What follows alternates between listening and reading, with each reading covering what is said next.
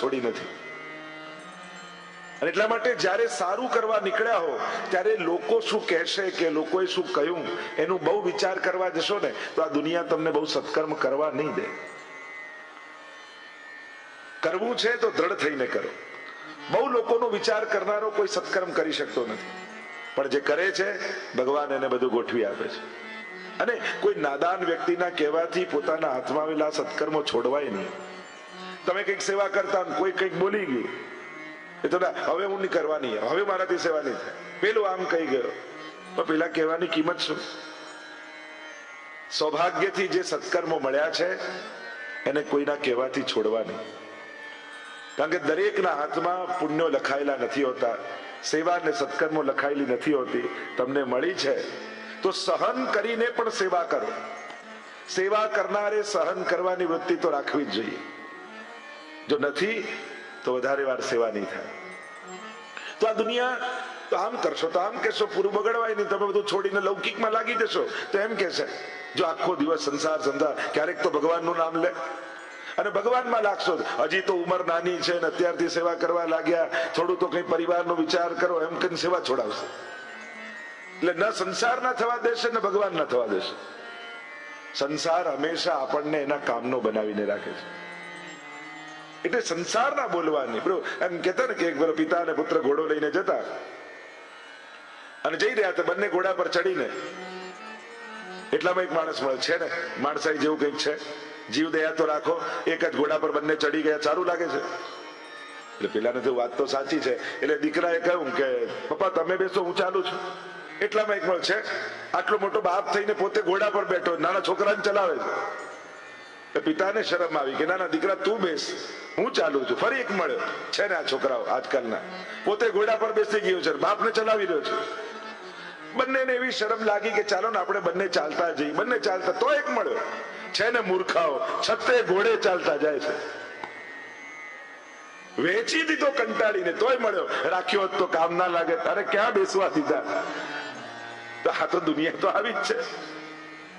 જે કરશો એનાથી ઊંધું બોલનારા દુનિયામાં છે જ, ઊંધું વિચારનારા દુનિયામાં છે જ, પણ પોતાનાથી જુદો વિચાર કરનારાને પોતાનો વિરોધી નહીં માની લેવો, વેરી નહીં માની લેવો.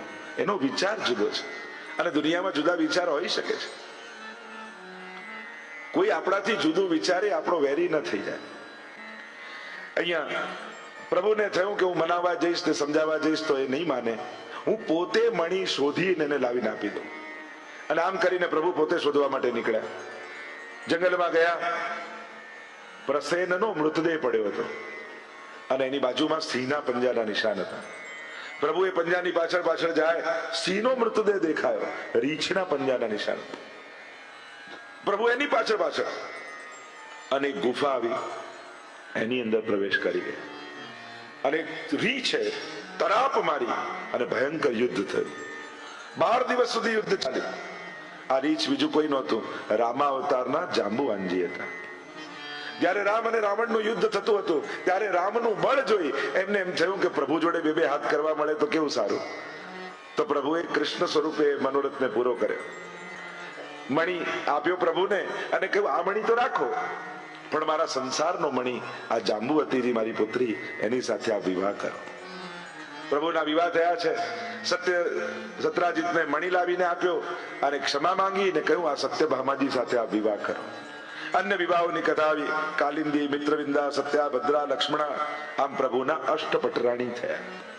આ અષ્ટપટરાણી એટલે અષ્ટધા પ્રકૃતિ. ભૂમિ, રાપો, નલો, વાયો, ખમ, મનો, બુદ્ધિ રેવ છે. આ જેમ અષ્ટ પ્રકારની પ્રકૃતિ કહેવાય છે, પુરુષ અને પ્રકૃતિ જે શાસ્ત્રોમાં વર્ણન છે, એમ અષ્ટપટરાણીઓ પ્રભુના થયા. અન્ય વિવાહોની કથા આવી. ભૌમાસુર નામનો દૈત્ય હતો. એને 16,000 કન્યાઓને કેદ કરીને રાખી હતી અને એનો કિલ્લો ચારે બાજુ પાણી, વચ્ચે કિલ્લો. અને મૂર નામના દૈત્યને ત્યાં રક્ષા માટે રાખ્યો. પ્રભુને વિનંતી કરી છે કે અમને મુક્ત કરાવો. ગરુડ પર સવાર થઈને પરમાત્મા પધાર્યા છે. મૂરને માર્યો અને પ્રભુનું નામ પડ્યું મુરારી.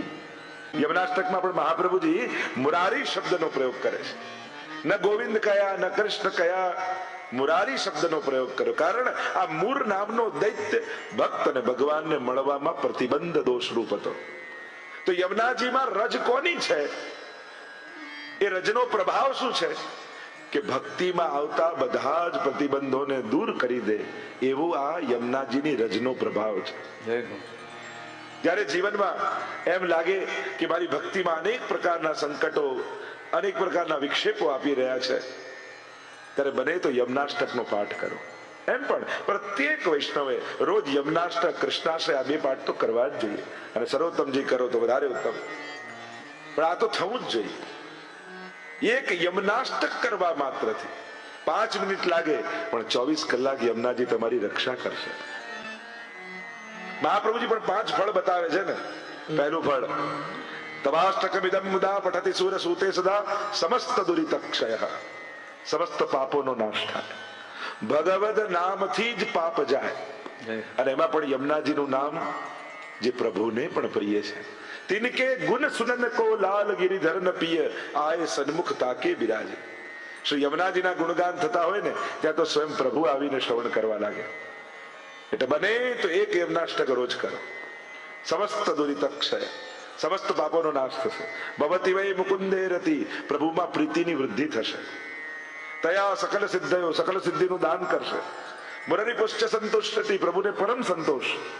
અને સ્વભાવ વિજયો ભવે, સ્વભાવ પર વિજય થાય.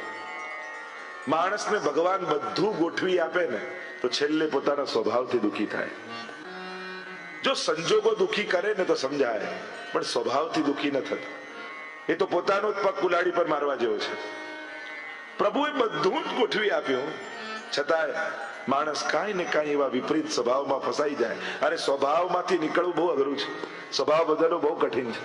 આ તો યમુનાજી કૃપા કરે ને તો જ સ્વભાવ પર વિજય થાય.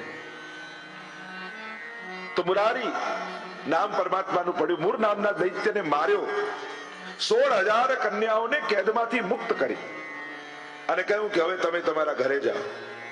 બધી જ કન્યાઓએ વિનંતી કરી, રડવા લાગી.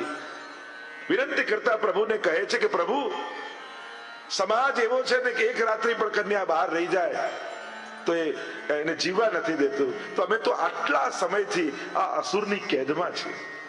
આપ અમને ઘરે મોકલશો પણ સમાજ અમારો સ્વીકાર નહીં કરે, અમને તરછોડશે, અમારું જીવવું દુષ્કર થઈ. એના કરતા અમે મરી જઈએ સારું.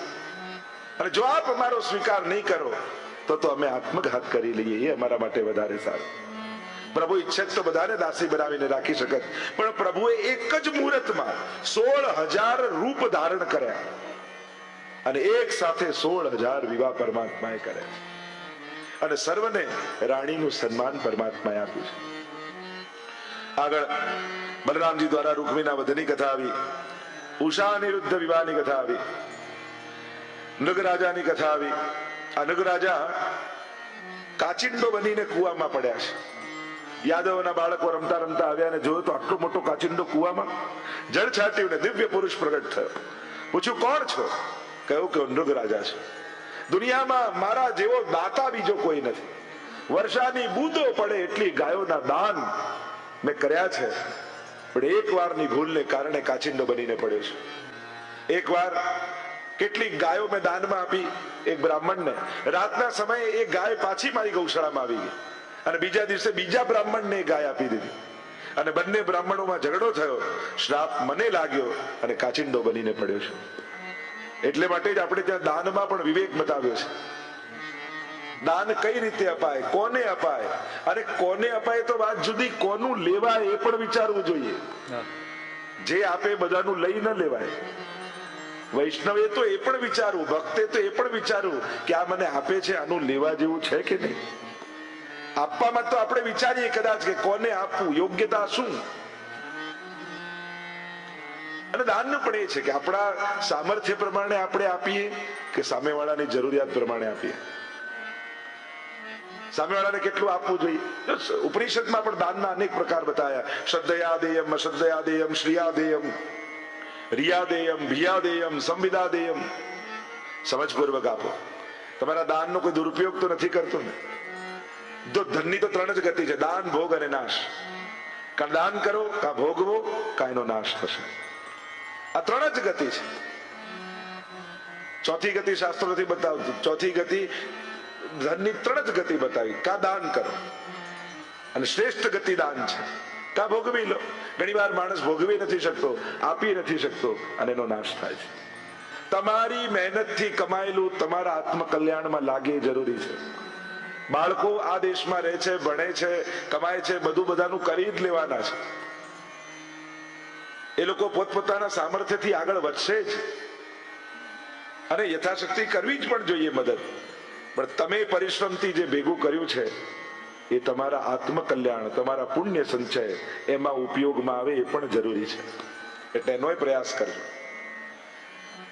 શ્રદ્ધયા દેયમ, કયું શાસ્ત્ર કહે છે કે શ્રદ્ધાથી આપો. જ્યારે પણ આપો ભાવથી આપો, રિયા શરમથી આપો. પેલો આમની કથા આવતી રહીમજી, જેટલું જેટલું આપે એટલા શરમથી એનું મસ્તક ઝૂકતું જાય. ઢગલો કરે રોજ પોતાની મિલકતનો ને આપતા જાય, મસ્તક નીચે. પૂછ્યું શીખે કહા નવાબજુ દૈની એસી દેન જ્યો જ્યો કર ઊંચે ચડે ત્યો ત્યો નીચે નૈન. આ ક્યાંથી શીખ્યા છે? જેટલું આપો એટલું મસ્તક શરમથી ઝૂકે છે. કેમ? ત્યારે રહીમજીએ કહ્યું કે દેને હારા ઓર હૈ જો દેતા દિન રૈન લોગ ભરમ હમ પર કરે યાવિદ નીચે નૈન. આપનારો તો એ પરમાત્મા છે, ખિસ્સા સુધી તો એ પહોંચાડે છે. હું તો ખાલી ખિસ્સામાંથી કાઢીને આપું છું અને લોકો એમ સમજે છે કે હું દાતા છું, હું આપનારો છું. પણ આપનારો તો ઈશ્વર છે. પ્રભુ જ આપણા સુધી પહોંચાડીને આપણને અવસર આપે છે. સંવિદા દેયમ એટલે કે સમજપૂર્વક આપો. જ્યારે પણ આપીએ યોગ્ય સ્થાને, યોગ્ય જગ્યાએ આપીએ. જ્યાં પણ આવા સત્કર્મ થાય, ભલે ભલે બહુ મોટું ન કરી શકીએ, સ્કૂલ ન બાંધી શકીએ, એકને ભણાવી તો શકીએ ને, હોસ્પિટલ ન બાંધી શકીએ, એકનો ઈલાજ તો કરાવી શકીએ ને. આપણાથી યથાશક્તિ જે પણ થાય, પણ આપણા હાથથી દાન થતું રહેવું જોઈએ. શાસ્ત્ર એમ કહે છે હાથને પુણ્ય કરવાની આદત છોડાવવી નહીં. કોઈ ને કોઈ પ્રકારથી હાથને એ આદત પડેલી રહેવી જોઈએ. કારણ કે હંમેશા 365 દિવસમાં મોટો ભાગ આપણો હાથ લેવામાં જ ઉપયોગ કરે છે, હંમેશા લેવામાં. પણ એને કેટલીક ક્ષણો દ્વારા આદત પાડો કે આપવામાં પણ વપરાય. સમજપૂર્વક આપો. જો જરૂરી નથી કે આપેલું હોય માણસ દેખાય જ. જો વ્યક્તિને ન દેખાય, આશીર્વાદ. એવું કહેતા કે એક વ્યક્તિ સ્ટેશનેથી જતો હતો, ભિક્ષુક, અને કોઈ ટ્રેનના બારી પાસે બેઠો છે અને અંધ ભિક્ષુકે આવીને કહ્યું કે કંઈક આપો ને, ભગવાન તમારું ભલું કરશે, સુખી કરશે, આમ કરશે. તો બારીવાળાએ કરી, પણ ઉપર બર્થમાં જે સૂતો તો એને 10 રૂપિયા કહ્યું કે એમને આપી દો ને. અને પેલા ઉપરવાળાથી લઈને આપી દીધું. અને પેલો એટલા બધા આશીર્વાદ આપવા લાગ્યો કે સુખી થાય, તારા બાળકો સુખી થાય, તું નિરોગી થાય, લાંબુ આયુષ્ય થાય. પેલો બારી પાસે બેસેલા કહ્યું કે મેં નથી આપ્યું, આ ઉપરવાળાએ આપ્યું છે. ભિક્ષુકે કહ્યું કે હું આંધળો છું, મારા આશીર્વાદ આંધળા નથી, એ તો ત્યાં સુધી પહોંચી જ જવાના છે. એમ જેણે પણ આપ્યું છે અને જેના સુધી પહોંચ્યું છે, જેને મળ્યું એના હૃદયમાંથી નીકળેલી દુઆ આપનાર સુધી પહોંચી જ જતી હોય છે. ભલે તમે હજારો કિલોમીટર દૂર રહેતા હો ને ભારતમાં કોઈને મદદ કરી હોય, પણ એના દિલની દુઆ ન્યુઝીલેન્ડમાં લાગી જ જવાની છે. એ તમારા ભાગ્યમાં ભેગી થઈ જવાની છે. દાનનો મહિમા આપણે ત્યાં બતાવ્યો છે. આમ આગળ ભગવાનના ગ્રહસ્થાશ્રમ ધર્મની કથા આવી. નારદજીને એમ થયું કે આ 5 જણા શાંતિથી ભેગા નથી રહી શકતા, તો ભગવાનનો તો આટલો મોટો પરિવાર, પ્રભુ કઈ રીતે રહેતા હશે? ઘણાને બીજાના ઘરમાં ડોક્યું કરવાની બહુ આદત હતી, અને હવે તો બારીએ મળી ગઈ છે. આપણા ઘરે બેઠા બીજાના ઘરમાં ડોક્યું કરવું હોય તે બારીનું નામ છે ફેસબુક. બેઠા બેઠા ત્યાં શું ચાલે છે, અને જોતા જોતા જો બધા જ ફરવા જાય છે, આપણે જ નથી જતા. બધા એક નવી કાર લે છે, આપણે જ નથી લેતા. બધાના ઘર નવા થઈ ગયા, આપણા જ નથી થતા. ફોટા જોઈ જોઈને ઘરે બેઠા જીવ બાળ્યા કરે. લોકો હવે બીજી કોઈ બુક નથી વાંચતા, 2 જ વાંચે છે, ફેસબુક ને બીજું પાસબુક. આ જ 2 બુક ફેવરેટ થઈ ગઈ લોકો. ખરાબ કોઈ વસ્તુ નથી, એનો દુરુપયોગ ખરાબ હોય છે. નારદજીને થયું કે આ 5 જણા શાંતિથી નથી રહેતા, તો ભગવાન કઈ રીતે આટલા મોટા પોતાના પરિવારને સાચવતા હશે? લાવ જઈને જોઉં તો ખરા. જો માણસની સફળતા પાસબુકમાં નહીં, સ્વજનોના ચહેરા પર હોય છે. તમે જયારે ઘરે આવો અને ખીલેલા ચહેરા દેખાય તો માનજો તમે સફળ છો. દુનિયાને ભેગી કરવી સહેલી છે, ઘરના 5 ને ભેગા રાખવા કઠિન છે. દરેકના વિચાર, દરેકની ભાવના જુદી. અને એ ભેગા રહેવાનો અર્થ એ નથી થતો કે બધું એક જ વિચારે. બધાને એક જ ભાવે, બધાને એક જ વસ્તુ ગમે ના. આમ એક કરવાના પરાણે પ્રયાસ હોય તો મોટા ઝઘડા કરાવે, પણ દરેક વ્યક્તિ બીજાના જુદાપણાનો સહર્ષ સ્વીકાર કરે તો જ ભેગા રહેવાય. એનું જુદુંપણું એ જ એનુંપણું છે, એનું હોવું છે, એ જ એનું અસ્તિત્વ છે. એનું જે જુદુંપણું છે ને એ જ એનું અસ્તિત્વ છે, એની આઈડેન્ટિટી છે. અને એને નાશ કરીને તમે ક્યારે એને ખુશ નહીં રાખી શકો. જુદા હોઈ શકે છે, પણ ક્યાં માન રાખવું, ક્યાં સન્માન રાખવું, ક્યારે બોલવું, ક્યારે નહીં બોલવું, આ બધા વિવેકો છે. સારી વાત પણ કઈ રીતે કહેવી એ પણ આવડવી જોઈએ. દરેકનો એક પ્રકાર છે, દરેકનો એક વિવેક છે. પ્રભુના ગ્રસ્તાશ્રમના દર્શન કરવા નારદજી ગયા. જો અમારા ઠાકોરજી છે ને એ તમને એવો ઉપદેશ નથી આપતા કે બધું છોડીને જતા રહો. અમારા કૃષ્ણ તો તમને સાચા અર્થમાં ગ્રસ્તાશ્રમી બનાવવા માંગે છે. કૃષ્ણ જેવો કોઈ સંબંધી દુનિયામાં નથી. તમે દરેક સંબંધમાં ભગવાનને મૂકીને જુઓ, એના જેવો કોઈ સંબંધી નહીં મળે. પુત્ર કેવો હોય તો કૃષ્ણ જેવો, પિતા કેવો હોય તો કૃષ્ણ જેવો, પતિ કેવો હોય તો કૃષ્ણ જેવો, સખા કેવો હોય તો કૃષ્ણ જેવો, ભાઈ કેવો હોય તો કૃષ્ણ જેવો. તમે દરેક સંબંધમાં એને રાખીને જુઓ. કૃષ્ણએ સંબંધ નિભાવતા શીખવાડ્યું છે, સંબંધોથી ભાગતા નથી શીખવાડ્યું. દુનિયામાં જેટલા સંન્યાસીઓની જરૂર હતી ને એટલા થઈ ગયા છે. હવે સારા ગ્રહસ્થીઓની દુનિયાને જરૂર છે. કારણ કે કોની આગળ આંગળી ચીધીને કહીશું કે જો બેટા પિતા આવા હોય, ભાઈ આવા હોય, પત્ની આવી હોય. આજે વડીલોને આપણે જોતા, જ્યારે એમની સામે એમ કહેવાતું કે મોભી ઘરનો કેવો હોય. આજે આઈડિયલો સમાજમાંથી સમાપ્ત થઈ ગયા ને એટલે લોકોને પ્રેરણા આપવી બહુ અઘરી થઈ ગઈ છે. કેવલ પુસ્તકો પ્રેરણા નથી આપી શકતી, જીતા જાગતા વ્યક્તિઓ જ પ્રેરિત કરતા હોય છે. ગીતાજીમાં એટલે ભગવાને કહ્યું લોકસ તદનુ વર્તતે. લોકો તો અનુગમન કરનાર. યદ યદ આચરતિ શ્રેષ્ઠ તદ તદ્દેવેતરો જના સયત પ્રમાણમ કુરુતે લોકસ તદનુ વર્તતે.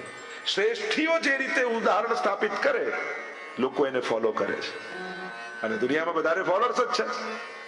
તો આઈડિયલો ક્યાં સમાજમાં? અને જે સમાજ નબળા વ્યક્તિઓને આઈડિયલ બનાવી લે ને તો આખો સમાજ નબળાઈ તરફ જતો રહે. તમે આખા ભારત વર્ષનો ઇતિહાસ તમે જુઓ. પહેલા ઋષિ મુનિ સંતો મહાત્માઓ આદર્શ હતા. દરેક યુવાનને એમ થતું આવો ઋષિ મારે બનવું છે. પછી જુદા જુદા રાજા મહારાજાઓ આવ્યા, આદર્શ રાજાઓ, લોકોને પ્રેરણા આપી આવા રાજાની જેમ જીવવું છે. પછી સમાજ સુધારકો આવ્યા, સમાજ સુધારણાની ક્રાંતિ કરી, લોકોને આઈડિયલ આપ્યા, અમારે આવું થવું છે.